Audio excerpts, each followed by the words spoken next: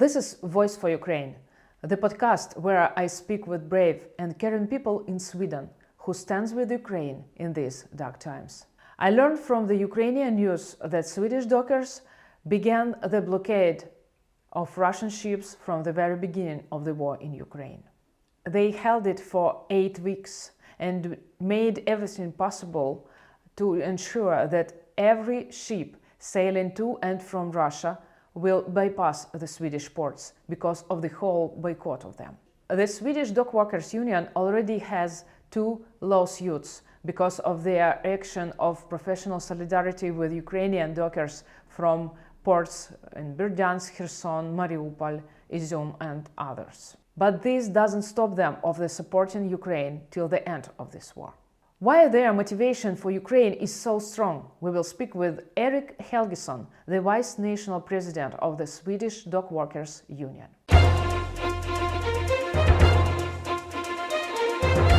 Can you tell me a little about yourself? Why you are not just docker, but you are in a professional union?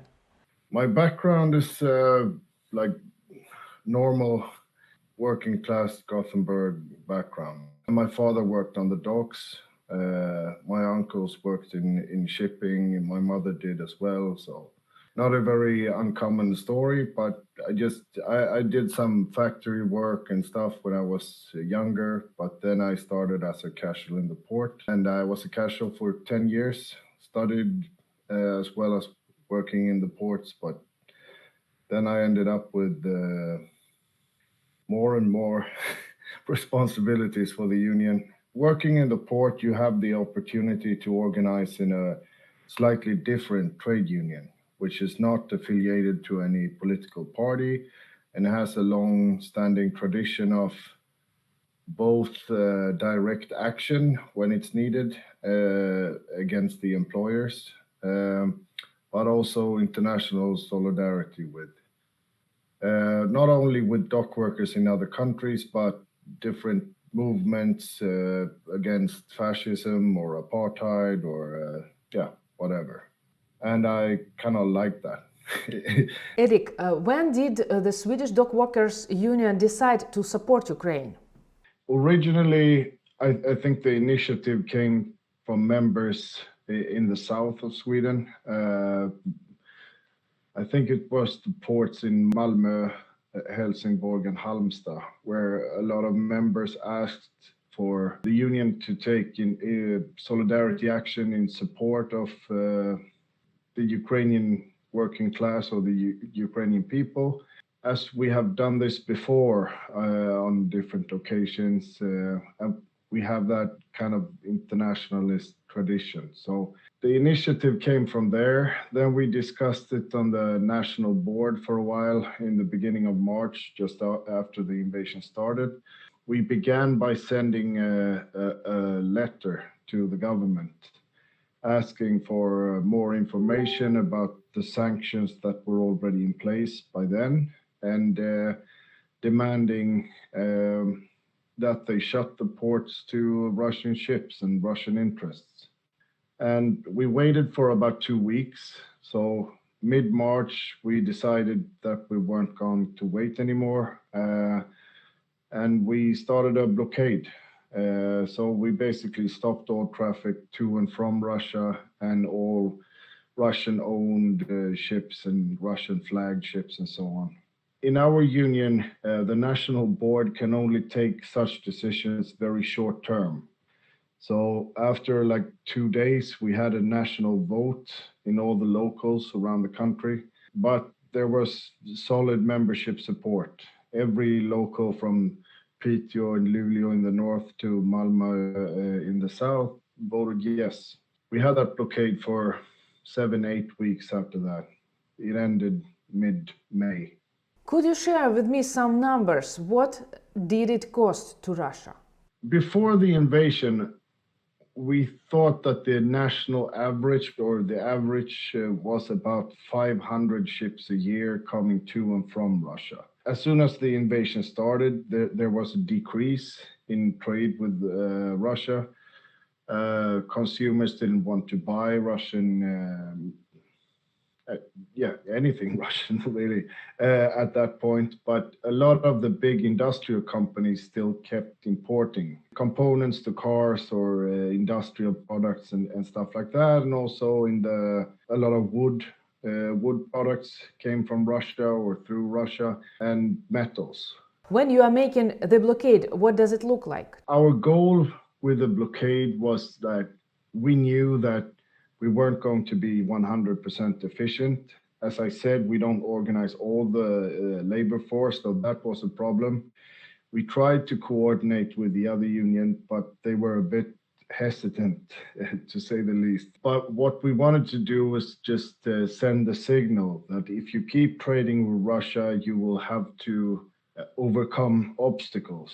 Dock workers in Sweden mainly do mooring, which is kind of tying the ships to the docks. We do some towing jobs where we go out in smaller boats and help the big ships in. But what we mainly do is load and unload ships. And as they didn't get that service, some of them left without even going into ports. And some came in anyway. In the beginning, they tried to work around us by finding non-union affiliated workers and workers from the other union. That is very slow. That's a very inefficient way to operate in a port. So after a while, they kind of, we saw a definite a drop in trade with Russia. I wouldn't say that it was because of our blockade, but we were a small part of it. And that was the case in many ports. As soon as the blockade started, there were no Russian ships anymore. They didn't even try. And can you tell me how is going on everything with this court against your union? What's going on? The employers attacked us after they were kind of scared by the public opinion to begin with, so they didn't sue us or go to court when we started the blockade in March. But sometime in May, they filed a lawsuit claiming damages to some ports because they couldn't trade with Russian interests and so on. And we settled that outside of the courtroom, which meant that we ended the first blockade a bit earlier, about 2 weeks earlier than we were supposed to. And then we launched the second blockade, which was supposed to start last week, basically, or the week before. But then we were faced with new legal challenges from the employers, saying basically the same thing. And this time we went to court just to get a confirmation that the actions would be legal. And we filed a very, very lengthy letter to the courts, including some communications with trade unions in Ukraine, especially in the ports that are still open in the west of Ukraine, Ismail and so on, and also some of the federations. But in the end, the court dismissed all this, saying that our action cannot be seen as a regular solidarity action because we cannot prove that the Ukrainian workers and their unions are taking industrial action or striking against the Russian occupation. It's a very bureaucratic view of how you can handle things during a war or a crisis situation. Basically, as I see it, they are asking the Ukrainian unions to go to the Russian Federation and say, we will not do this and that in the ports under occupation, for example, in Helgeson or Berdyansk. And that's not possible in reality. But there's also another option under Swedish law to take political action, but political action is limited. If we strike in support of another union, and that the primary conflict is legal under Swedish law and Ukrainian law, then we would be able to keep up these blockades week after week, month after month. But now the courts are saying it's a political blockade, and therefore it has to be limited. And we were asking for another month of blockades, and they said that was too long. So what we did was we retracted the notice about industrial action, because at this point there are no Russian ships coming to Swedish ports. The first blockade, in a combination with a lot of other factors, kind of shut down all maritime trade with Russia. But what we're worried about, and what the employers are actually saying in their lawsuits, is that they want some of this traffic to come back. And that's what we're trying to stop. But for example, if we limited our new blockade to 1 week in June, for example, we would risk kind of burning all the gunpowder before it's actually needed. So what we're going to do now is that we retracted industrial actions, and we're waiting to see what the employers do. If one of the ports or several of the ports go back to trading with Russia, we will know at a fairly early stage, hopefully, and then we will make another notice about a blockade, but a shorter one, make it less attractive for Swedish companies to take up trade with the Russian companies. What support do you need in your activity? How they can, like Ukrainians in Sweden, how they can support your activity for our country? In the upcoming months, that's what we primarily need. Like, identify the ships, and we will try to identify the end customer in Sweden, the Swedish company that wants to pick up trade again.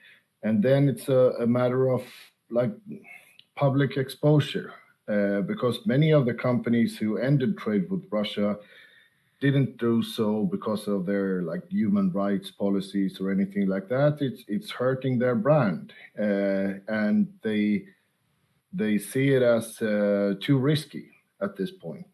But those calculations change, and I think solidarity campaigns for Ukraine need to be very active in actually exposing those who pick up trade again, and that will be helpful to us as well. We lost some money due to this. You know, there's lawyers to be paid and all that stuff. Now it's not a lot of money, so we don't need. People have asked us, you know, for starting fundraisers or just to handle the legal cases. So far, that's not needed. What is the attitude of your family for your support in Ukraine? That's not the problem. The problem would be long term, that some ports are more affected than others. So some members could take a much larger economical or much bigger economical consequences than, for example, the port of Gothenburg, where I work, where I think Russian cargo before all this was like 0.5% of everything we handle. So it's barely, we can barely see the change.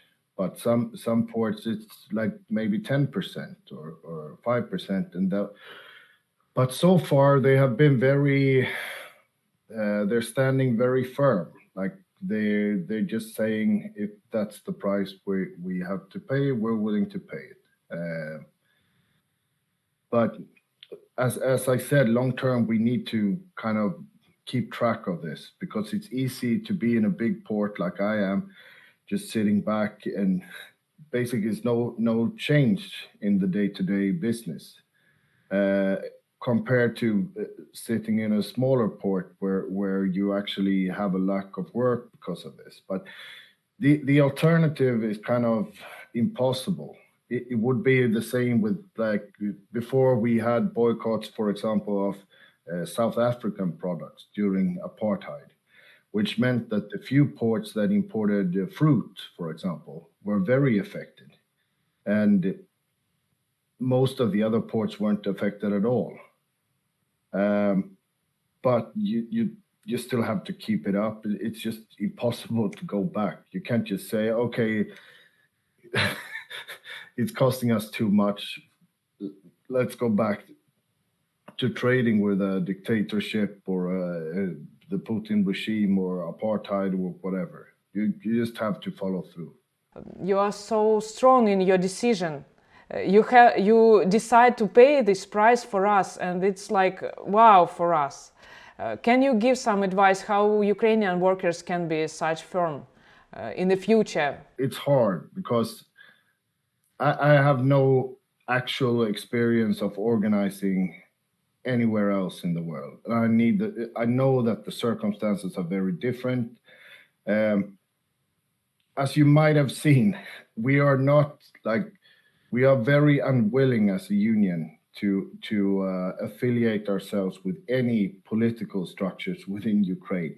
That, for example, after the Zelensky speech in March, when he mentioned our union and thanked us, we shared it, but journalists have been asking me ever since for, like, what's your reaction to that, and is that very important to you? We try not to make that our foremost, like, counterpart in Ukraine, the Ukrainian government, because I think unions, especially in Eastern Europe, are suffering because of those historical ties to the government, and after that, ties to companies that took over the role of the government after the Soviet Union.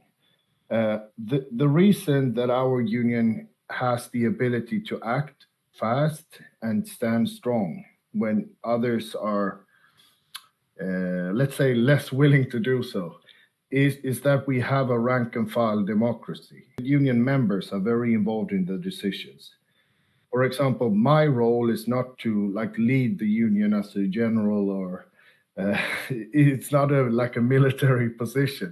It's just I carry out, together with the others in the national board, what the union members decided, which means that when we take a vote, for example, in this case on solidarity action for Ukraine, the members are very committed to that decision, even if it starts costing and you run into judicial problems, legal problems like we did this time. I think I wouldn't say, because I don't know, that is a problem for unions in Ukraine, but I would say it's a problem for unions in Sweden, that they are very top down. It's the top of the structure controls so much of the union's actions that it's at a certain point you get scared of your members. You stop trusting them to do the right thing, and you see yourself as kind of a enlightened elite in the top that defend the union principles and so on. And I would say that that's important for every union in every country, but Ukraine is very different. It's much more violent, for example, for union activists, and has been for the last, a lot of years.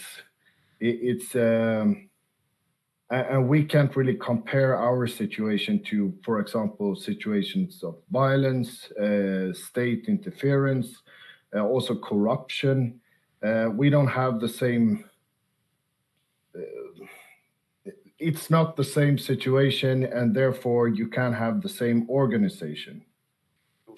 I think it's a general problem, but I would say it's a problem in Ukraine as well. You have, in general, a very low level of union affiliation in all branches. And for me, I think it's not the only thing that's important for development of democracy, but it's one of them.